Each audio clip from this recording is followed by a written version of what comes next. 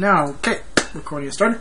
This is the Live Stream Gamers Weekend Open. This is the finals, Game 3, CauthonLuck versus HuK. Who won the first game, do you remember?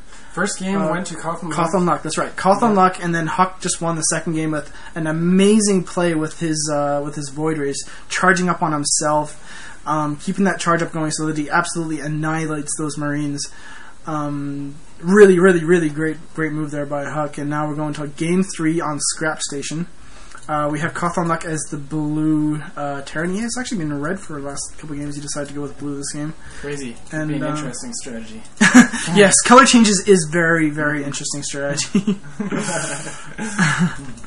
I mean, I'm really glad as everyone showed up. It's made it a really good success of this whole tournament that we've had, the views that we had, and again, thanks to Team Liquid to hosting our event, adding it to their calendars so that we can actually relay this event to anyone that is interested in watching.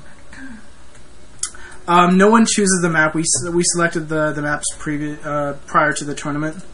Maybe in the future we'll try something where we allow the players to choose themselves what maps they want to play on. But until then, we're just going to go with a pre-selected map pool. So far we're at 1-1, HuK versus CauthonLuck. This has been a really exciting finals. And I mean, we saw a great play by HuK with those Voiders. I'm just still absolutely astonished seeing that. I mean, I've never seen that live before. But what do you think, Steve? Yeah, this has really been awesome. I was really hoping for some great gameplay in the higher games like this, and we are definitely seeing it. So this has been a great tournament.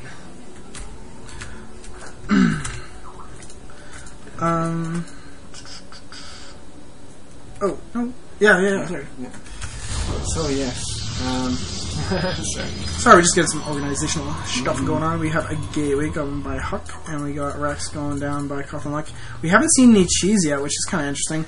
I was actually expecting some of the diamond players that we invited, so not the people that we actually chose to play in the tournament, like HuK and CauthonLuck and the good players like Bagdeliver. We instead we did 9 players that we chose, and then we got 7 players that signed up, and we chose them randomly. We actually used an online number random generator, and we just picked them out randomly. So those are the players we saw, and I was really expecting a lot of those players to do rush builds, to do cheese builds against the better players that they were playing against, or typically better, the pro gamers. But we didn't see any of that. They played pretty standard and lost. But yeah, and from my perspective, I was doing a lot of the organizing, pretty much keeping track of all the games going so far. And yeah, there really wasn't a whole lot in those other games for cheese. We had a couple really quick games at the beginning, but they weren't actual cheese strategies. They were just basically, well fought right at the beginning. So. Definitely. I mean, it's been a really good tournament so far. We've seen some interesting builds. The Terrans have been opening up with that Rax expansion build, and it looks like CauthonLuck, instead switching back to that build he was doing in the previous games, decided to go with his Marauders and the Marine, and doing just a standard early expansion, which is a very powerful build. It'd be interesting to see if HuK decides to go with Voiders again, with that the Voiders strategy that he used last game, but it's hard to say.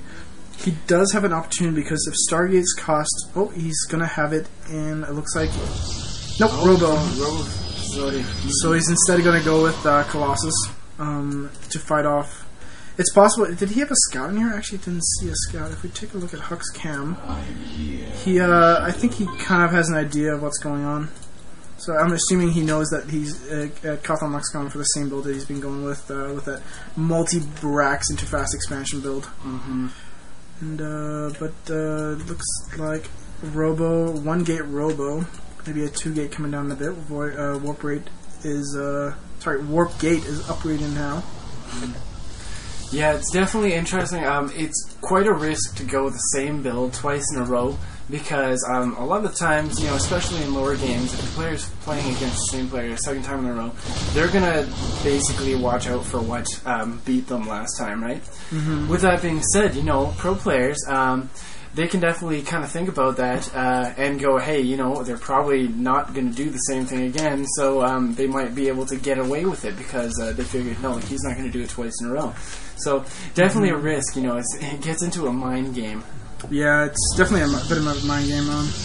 But, I mean, looks like HuK is deciding to play very standard. I'm almost surprised going up against that build, and he knows that he's going to be behind economically, and instead choosing to play economically. I mean, what do you guys think? Do you think HuK should go for, you know, an early expansion, decide to try and play that way, or do you think he's right by going for this very standard Immortal 2-gate build, probably moving into Colossus a little bit later? Or do you think he should try some cheese against this very powerful early expansion multi-racks build? Immortal drop, that's a good point. I haven't even thought about that, but yeah, if he gets 2 Immortals and a Warp Prison, he's easily going to be able to do a Immortal drop, and that's actually very powerful. I don't know how powerful it would be against this build, because this build is very focused on Marauders and Marines are very good against Immortals, because as we know, the Immortal Shield is able to deflect any damage that's over 10, so they only take 10 damage on their shields ever. They can't take more than 10 damage. So Marines do, what, 6 damage? So lots of Marines are just enough to stay under that limit and do a lot of damage against Mortals and be able to bring them down very quickly. So Marines are very good against Mortals, but the thing is, with that mobility that the Warp Prison does provide, he is able to run around those Marines, but it doesn't look like that's what he's going for. He's not building the Warp Prison now. Oh, there's the Observer. CauthonLuck, like, hey, I'm in the shower, okay? Stop watching me. Jeez. Stupid observers. They're kinky, I tell you. CauthonLuck has been doing that a lot. He's really good about finding those observers and taking them out before they stick around too long. And, you know, if HuK wants to be able to continue seeing his base like that, he's going to have to spend time building more observers, and which will, you know, reduce the time he could be building Colossus or Immortals. So yeah, definitely, and that, I mean, that's the road he's going for right now. He's going for Colossus. He's going to get those out. I wouldn't be surprised if I see him chrono them out faster. But looks like he needed the money for this Nexus, so he's not going to build them just yet.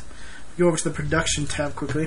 We see combat shields, and even weapon +1 is almost ready, actually, which is really good. I haven't talked much about upgrades in these last couple of games, but they have actively been upgrading this entire time, which is awesome.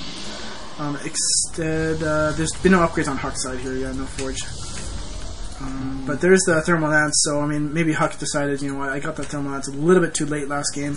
Maybe that was a bit of a mistake. I'm going to get it right after my first Colossus, which is a pretty standard timing for that Thermal Lance upgrade. Rather than trying to pump out that more Immortals, he's going to decide to go with more Colossus, instead of going for stronger Colossus. An interesting choice there. So we got lots of warp gates. There goes the Colossus walking on over. Taking a stroll. This army is still relatively small when you actually look at what he's actually fighting. The only AoE effects that HuK has is that Colossus, and this army is just massive. I mean, does he have enough sentries? He only has a single sentry. It is fully loaded with energy, so he's going to be able to throw on 4 force fields, 5 force fields. Another one just popped out there. But, one of those sentries got blasted, and there goes the Colossus. Colossus down, all the AoE effect is gone. Oh, gonna have to pull back, but I saw a Reaper pop up here, but it looks like he has a Stalker to fight that off. Some force fields behind that would be awesome, but he's not gonna do that. He's gonna instead try and hold this here, maybe. The second Colossus is now out, so yeah, CauthonLuck's gonna have to pull back. But more units being rallied in, which is a really great idea. If you just set where is he setting it? He's setting it right there. I sometimes just set it on one of my units, but if that unit dies, I know it resets the rally point. Not like before, where it just leaves it wherever that unit died. It actually now resets it back to the base, but that's okay. It's a little bit of a change, but not a big change. One thing I wanted to actually mention is, what do you guys think about the whole rally point being a move command, not an attack move command? Before, in the beta, when you build a Marauder, if there's an enemy unit beside the barracks, it'll attack that unit right away when it's rallied. But now it'll just move command to the area that's been rallied. So it's taken a while for me to adjust to the move command, because I actually enjoyed the attack move command. But I mean, maybe that's just because I'm a lower level player than these good players. Oh, he missed it there. He's like, oh crap. This SCV is in there. Oh yeah. There we go. But I mean, what do you guys think? Do you think attack move, or do you think move command is better? I prefer attack move, but anyway, let's talk about it in a second. Here's a great, oh man, Colossus force fields, pushing those units back, not letting him get near those Colossus, allowing those Colossus to just tear apart these units. He's got good meat shields in the front with those Immortals and those Stalkers. But ooh, watch out for that turret. Not those immortals or those Colossus. But he needed some army backup for that turret, so that turret did go down really quick. Yeah, could have done some great damage, but he's pulling his SCV. Ooh, that's not a great idea. Those SCVs are just gonna die way too quickly to any of use. Oh, I think this is GG here by CauthonLuck. I mean, there's only one Viking out, and there's enough stalkers here to pick it off pretty simply. You know, we got 3 Colossus up there. There's really no army that can really get up there. Yeah, there it is. GG. Great game there by CauthonLuck. By HuK doing a great job with those Colossuses. I mean, I thought that build was absolutely, it beats every Protoss, but as we see, I mean, Colossus do a great job against just a mass Marine, mass Marauder army. You really have to get to those Vikings much quicker. So I'm going to